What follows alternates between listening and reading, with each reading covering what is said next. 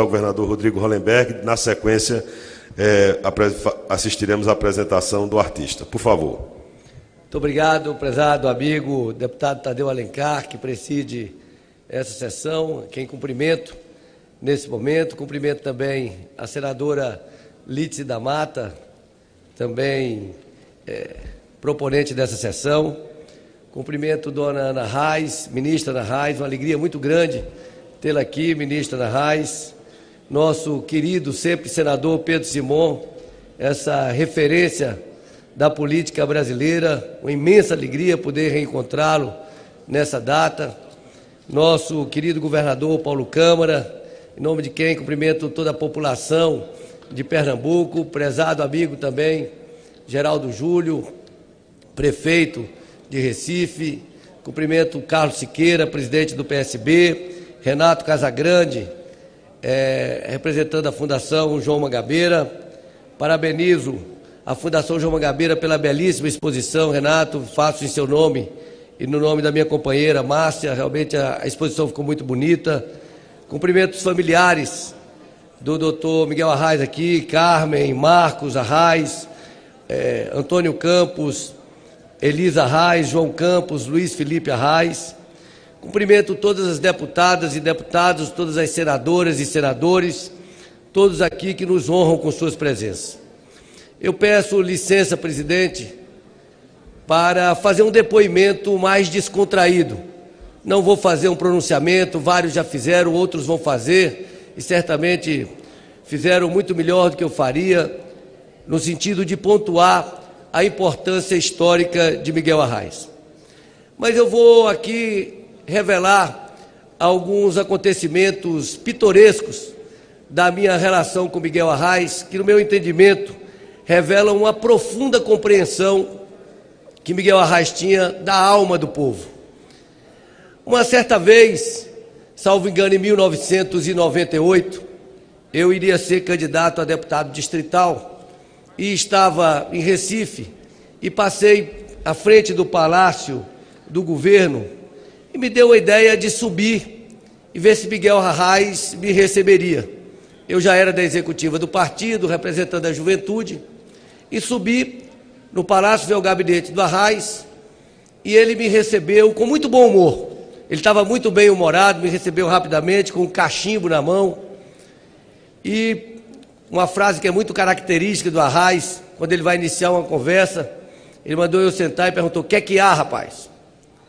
E aí eu disse a ele que eu estava ali porque eu ia ser candidato a deputado distrital e tinha ido me aconselhar com ele. Eu perguntei: "Doutor Arraes, que conselho o senhor daria a um candidato a deputado distrital?" Ele, no primeiro momento, ele brincou. Ele falou: "Quem sou eu para dar conselho?" com aquela sua voz característica, aquela voz embargada. E eu disse: "O senhor é uma referência para todos nós. O senhor é um político vitorioso, é uma referência para a esquerda brasileira." Ele então tossiu aquela sua tosse também bastante característica, bateu o cachimbo assim na mesa e disse para mim: "Meu filho, campanha para ser vitoriosa tem que ter bêbado e doido." Eu falei: "Não, doutor Arraes, eu estou falando sério." E ele, com muita seriedade, ele falou assim: "É verdade, eu estou falando sério. Se não pegar no coração dos bêbados e dos loucos, é porque não pegou no coração do povo." Eu saí dali com toda franqueza, falei: "Bom, doutor Arraes está gagá, passou." E quando depois eu tive a oportunidade de conhecer o Joãozinho 30, e o Joãozinho 30 me deu a ideia de fazer um bonecão que se tornou característico das minhas campanhas aqui em Brasília, um bonecão muito bem feito por um artista da escola de samba. E eu me lembro que no dia que eu fui inaugurar esse bonecão na plataforma superior da rodoviária, com a orquestra de frevo do Galinho de Brasília, aqui, e de repente, não sei de onde, quando os primeiros acordes de frevo começaram, surgiu um tanto de bêbado e um tanto de doido, abraçando esse boneco e vindo me abraçar, e eu lembrei daquela frase do Arraes, e eu percebi naquele momento que o que o Arraes tinha me dito, e nessa eleição eu fui o 5º deputado distrital mais votado de Brasília.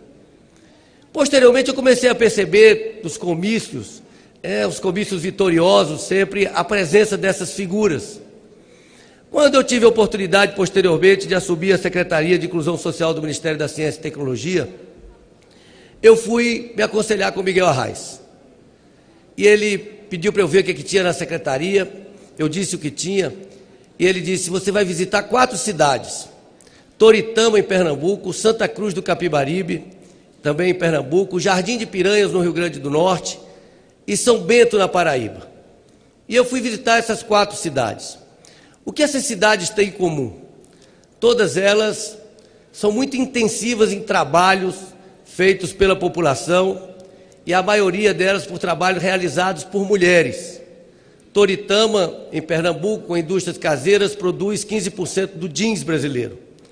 Santa Cruz do Capibaribe tem aquelas cooperativas de facção, onde 400, 500 mulheres trabalham juntas, produzindo ali peças, bermudas, camisetas, e recebem por produção, por peça produzida.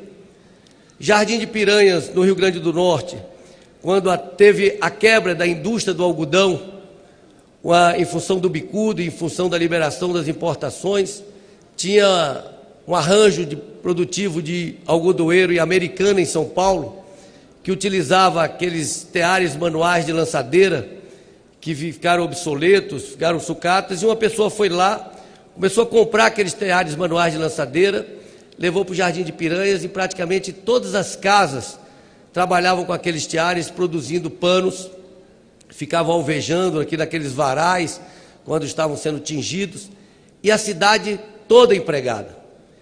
E São Bento, na Paraíba, utilizava esses panos para produzir redes e também fábricas de bonés. Essas redes que a gente vê vendendo nas ruas, grande parte delas são produzidas em São Bento, na Paraíba. Aquilo me impressionou bastante. Quando eu retornei, Miguel Arraes me chamou para uma conversa e fomos conversar, e ele me disse que a sugestão que ele daria para trabalhar no Ministério da Ciência e Tecnologia, na área de inclusão social, era poder trabalhar tecnologias sociais que aproveitassem muito a mão de obra das pessoas, aquilo que as pessoas já sabiam fazer, e entrando com design, entrando com técnicas de gestão e ao mesmo tempo de venda desses produtos. E ele me disse uma coisa que eu jamais esqueci: e trabalhando prioritariamente com as mulheres, porque quando você investe nas mulheres, a capacidade de inclusão social é muito maior. A mulher, quando ela recebe o dinheiro, ela investe na família, ela investe nos filhos, ela investe na casa, e portanto ela produz uma distribuição de renda muito maior. E assim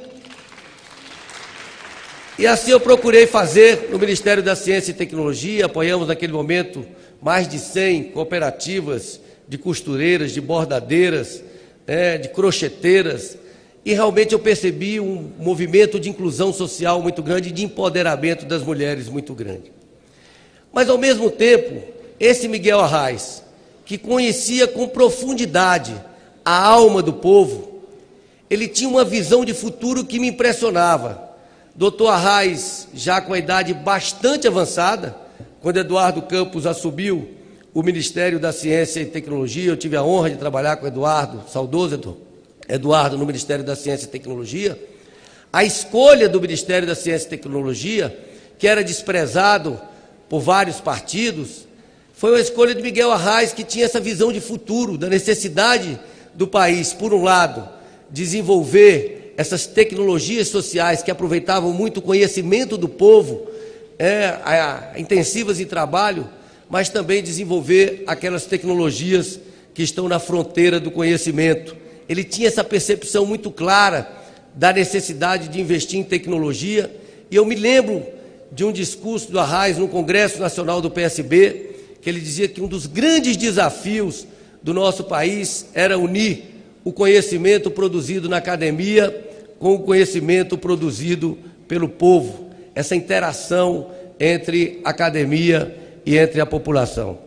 Portanto, neste momento tão difícil da vida nacional, eu invoco Arraes. Eu tenho, no meu gabinete, eu tenho uma foto do Miguel Arraes, tenho uma foto de algumas figuras que são muito simbólicas para mim, o Miguel Arraes é um deles, e tenho uma saudade imensa, porque tive esse privilégio nos nos últimos anos da vida do Arraes, de compartilhar alguns momentos muito agradáveis com Miguel Arraes e a sua sabedoria. Uma sabedoria que faz muita falta num momento como esse.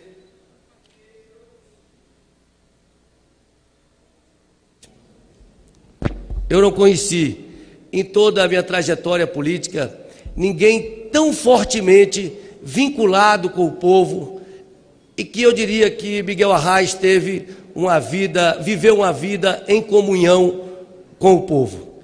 E eu me lembro que um dos momentos marcantes foi esse filme Viva Arraes, foi feito por um ex-cunhado meu, Armando Lacerda, e eu me lembro muito como que significou para mim aquele filme Viva Arraes, Arraes está aí, e eu concluiria meu discurso dizendo que Arraes está aqui. Muito obrigado.